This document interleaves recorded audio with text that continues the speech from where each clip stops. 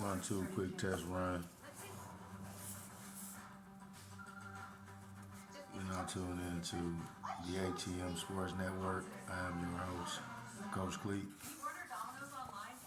A.T.M stands for All Things Major, and we're talking about all things major in sports, mainly football, especially because we're coming into the second half of the season, and we have a few teams that are starting to fall off by the wayside, barely hanging on, and we got some teams that are starting to stand out a little bit. Doesn't get to this part of the season without a few injuries and a few people being lost for the season, which changes a few things for predictions as far as what you may have had for your favorite team, your home team, or whatever the case may be. It might not be looking like shit right now, just because a couple of guys may be injured. If they are able to come back, then fine. You may have some luck on your hands, but a few of these guys are going to be out for the season. Name me a couple of these quarterbacks: Joe Burrow and Deshaun Watson, to be exact. They both will be out for the season. You won't see them for the rest of the season. Quite sure Watson gonna get him a few massages. Joe Burrow gonna smoke him a few blunts. And neither one of them teams are gonna go too far in the playoffs. Cleveland Browns, they'll make it. They got a good defense, decent run game. I like the young kid DTR, but as far as them going far in the playoffs, they're limited. Maybe over for them. And that AFC North did get kind of thick, but in the North, the Ravens are in the lead with an 83 record. They continue to win, moving right along. And the Cleveland Browns, they're now too far behind at a record of 73. The Pittsburgh Steelers struggled again this week, and this time they came out with a loss, which looks like they won't be strong enough to continue these lucky wins through the rest of the season. This is the second half of the season. Things do change, so I'm looking forward to see how things start to shake out with a lot of these teams. Being that they haven't really played any tough competition. That's just like the Miami Dolphins. They're sitting at 7-3.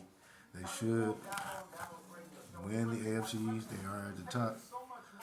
But Buffalo is still right there. They at 6-5. If they can string together a few wins, they fired their offensive coordinator. Josh Allen did look a little bit more calm, more effective. He didn't turn the ball over, and they came out with a big victory over the Jets. And the Jets end up benching Zach Wilson. His time as a starting quarterback in the NFL likely can be over with. He tried his best. His best just wasn't good enough. And the Jets, it's time to part ways. And speaking of parting ways, Robert Kraft, it may be time for you to start thinking about getting rid of Bill Belichick. The Patriots right now sitting at a lofty 2-8 record. It's just not the same old Patriots. It don't seem like it's going to be the same old Patriots. They're really going downhill. Then we got the AFC South, where we got the Jacksonville Jaguars holding on to a slight lead, and we got the Houston Texans right behind them at 6-4. You don't want to count the Colts out because the Colts still have a decent defense, even though the young quarterback is out for the rest of the season. Gardner Minshew has shown to be serviceable whenever he's been put into play. So you never want to count them out. So that's looking like more of a three-team race over in the AFC South than anything, because the Tennessee Titans can't get anything going at this point. They are 3-1 for positive at home, but they're 0-6 in a row. So it does look like it's going to be a good season for Tennessee. They're trying to work Will Levis in, and he's going to go through some growing pains. And then we got the AFC West, You got the Kansas City Chiefs sitting up top with a 7-2 record. Patrick Mahomes is still Patrick Mahomes. He's thrown to more receivers up to this point in the season than he has in a total season combined. I'm not sure with the complete number of receivers that he's already completed to this season, but it's well over 10. And he just continues to find a way to make the Chief offense go. But their defense has been the story this year because the defense has been really coming to play, especially when they got Chris Jones back and just bolstered that defensive line even more. They were already bringing it, and now they're one of the top defenses in the league. When you used to talk about the Chiefs, you wouldn't think of them being the top in the league. Yeah, I hit that. Mm-hmm. Ooh, in the AFC South, this shit look horrible. The Raiders is in second place with a 5-6 record. That's just gosh, fuck. The AFC South is horrible. The Chargers ain't even shit. The Broncos did get a win though. They're 5-5. They had a 500 record. They turned it around. They was 0-3. They started off 0-3, 1-4, and now the 500 record. Sean Payton seems like he getting something together with Russell. They might be cooking something. But that rounds out the AFC roundabout. Now let's get over to the NFC. We're gonna start with the NFC East.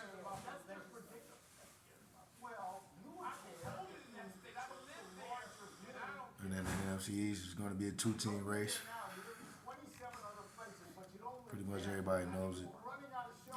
The Eagles sitting up top at 8-1. We got a tough game tonight against the San Francisco. No, what did I say? San Francisco. I mean the Kansas City Chiefs. Bro.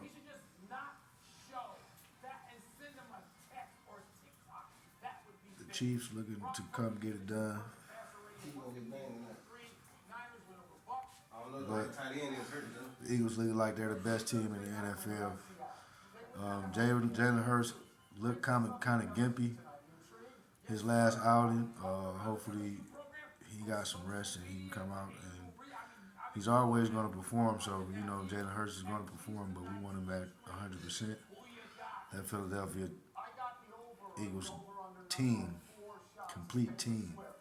That's what they are. They are a complete team, and they are the best team in the NFL, sitting up top the NFC East at 8-1. In second place, you got the Dallas Cowboys at 7-3, who's after getting beat in games that they needed to show who they really were. It seemed like they're getting the act together. Dak Prescott looked like he's one of the top 5 quarterbacks in the league, but I'll get to that later because I do have the quarterback breakdown. But from what he's been producing, to me, he should be considered top 5. I don't know what the NFL rankings is, but I don't want to go off other networks' rankings, so I'll go straight off the NFL rankings and I'll go straight off the NBA rankings. I may quote a few podcast shows here, but this is going to be strictly from the source, nothing else. Cowboys sitting at 7-3. Like I said, the defense is playing up. The kid who stepped in for Diggs is having a phenomenal season. He has 4 interception returns for touchdowns up to this point in the season. He has more touchdowns than a lot of your offensive stars at this point, and that's to be commended. Then you got the Washington Commanders, who looked like their offense was starting to turn the corner, but looks like the ownership is starting to clean house though, because they got rid of a lot of money that they were paying out to some of the defensive guys, and it look like it's not going to stop. It look like they're probably going to get rid of the whole coaching staff.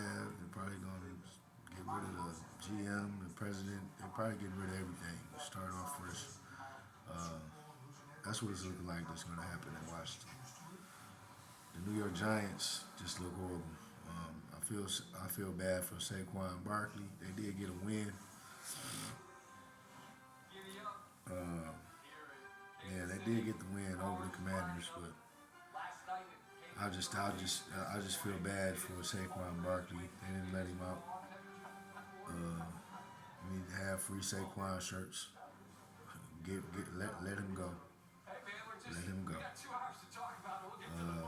Similar to what happened with Christian McCaffrey. If he can go to the right situation, he can make a playoff contender, a Super Bowl contender, which would be great, and I would love to see it. Okay, moving right along, we're going over to the NFC North. And my Detroit Lions lead the NFC North with I have never seen this in my lifetime, ever, an 8-2 record. The Detroit Lions, let me say this one more time. The Detroit Lions are 8-2. Let that sink in for a second. Now, we hold the lead in the NFC North, but I'm not gonna lie. Minnesota keep on trucking along. It's gonna be hard for me to figure some things out, but they end up losing the game last night. So this gave us a pretty much comfortable lead. It is now they're at 6-5. And the Packers, we got the Packers coming up Thursday. Packers gonna play. We just gonna whip their ass too. Packers sitting at 4-6. They horrible. Then you got the lowly Bears. They got what, 2-3 wins on the season. I mean, go to the next team. It ain't my fault, man. Blame it on them coaches and all that, man. They supposed to develop the day. Hey. Hey, man.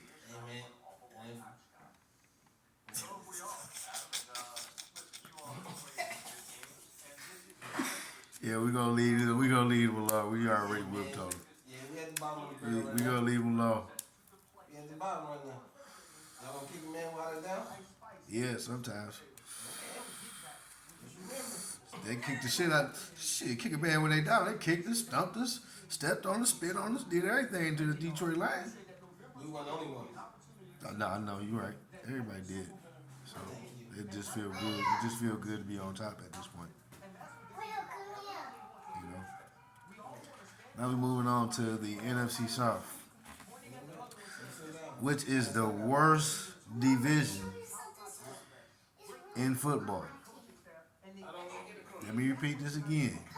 The NFC South is the worst division in football. I don't think a team from the NFC South deserves to go to the playoffs. There's going to be somebody in the NFC South with a losing record that makes the playoffs.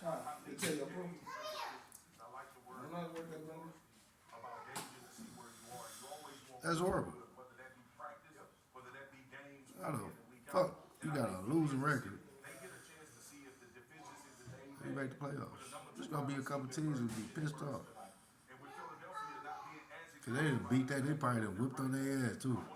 You done whipped on this team ass. They got a losing record. But just because they're in this sorry ass division, they get to go to the fucking playoffs. Shit is horrible. They gotta figure that shit out. It should be, yeah, dog, I don't give a fuck about you. You won your division. You won with a losing record. You don't get to go to it. You don't get promoted for that shit. Fuck that. How you feel about that? Okay, the NFC South got the worst division in football, right? Right? The team who's in the lead right now is the New Orleans Saints. They 5-5. Now it could possibly be at the end of the season, somebody win this division and have a losing record and make the playoffs. That's some fucking bullshit to me. I believe they should. The competition committee should look at that Yeah, that shit ain't. and figure something out to where if you win your division with a losing record, if you got a losing record, you can't make the playoffs. You should at least. Have, you should. It should at least. You should at least be 9-7. Well, if they get in the playoffs and make some noise. At 7-9,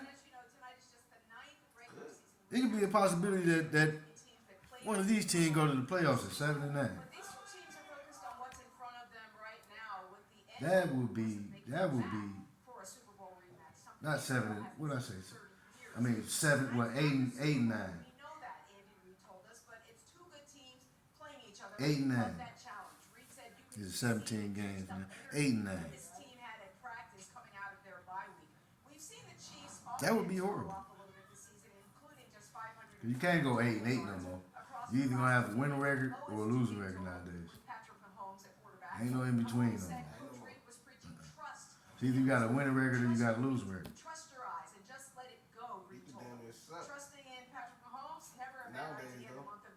You can do what? Suck. Yeah, but I get it any given Sunday. But nah, the team In the playoffs. 8-9. I don't see a team that's gonna be 8-9 winning the Super Bowl.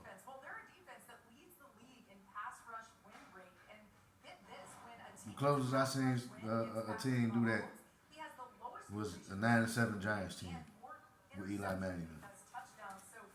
They had a hell of a defense though. So I don't know. Maybe I'm wrong, but anyway, that fucking division sucks. You got the Falcons at 4-6, Buccaneers 4-6, Panthers 1-9.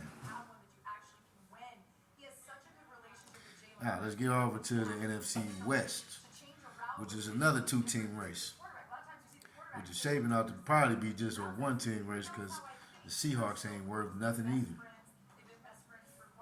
They just lost another game, and they had some injuries in this game. So it's going to be hard for them to stay on track. They look real tough during the first part of the season. But like I said, getting to this part of the season is going to be the hard part because you got injuries mounting up.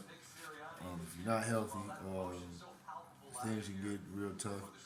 And also, you got teams that have seen you play and have scouted certain players that know what you like to do and you know what you like to do on defense. Offensive coordinators that are pretty good. They know how to, So the game is starting to evolve and change through the season. And the good teams are going to be the good teams. The teams that are on the fence, when they win those close games, those are going to be the playoff teams that you never expected to be playoff teams and tough teams. So you got to watch out for those type of teams.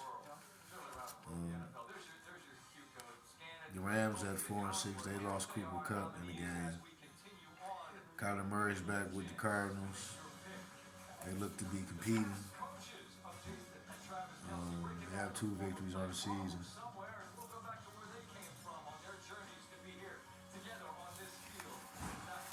Just not like nothing eye-popping out of these standings. But I will say this. The Chiefs, until further notice, until we see what happens today on Monday Night Football, the Chiefs, until further notice. Right now, even though I said earlier the Eagles are the most complete team, until somebody knocks them off, the Chiefs are still the defending champions. And you can't take that away from them. But I still believe that the Eagles are the most complete team at this point. But until you knock the Chiefs off, they're the defending champions. Speaking of the Chiefs, Patrick Mahomes is having one of his, decent type seasons.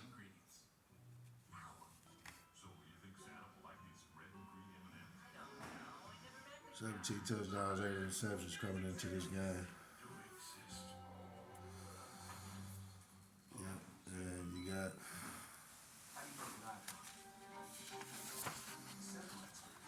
Jalen Hurts with 15 touchdowns and 8 interceptions. So both quarterbacks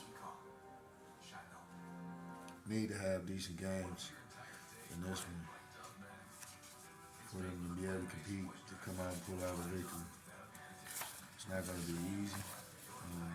They have some decent defenses. Not just some decent defense, they have some defenses that create turnovers, make you make mistakes. So this should be a good game to watch.